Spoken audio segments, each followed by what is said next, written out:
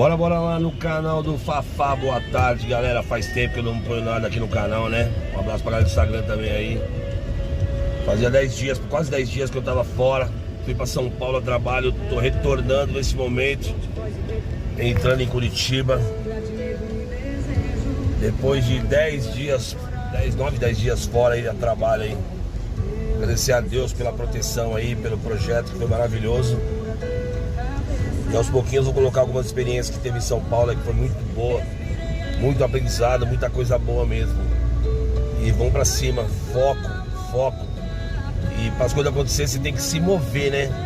Foi uma das coisas que eu aprendi. Se mova para as coisas acontecerem. Então vamos lá pra cima, foco de novo, voltar na rotina aqui. Que o ano tá acabando, dá pra buscar ainda, hein? Não fica parado esperando acontecer. Ainda não acabou 2025. Bora lá no canal do Fafá. Fui!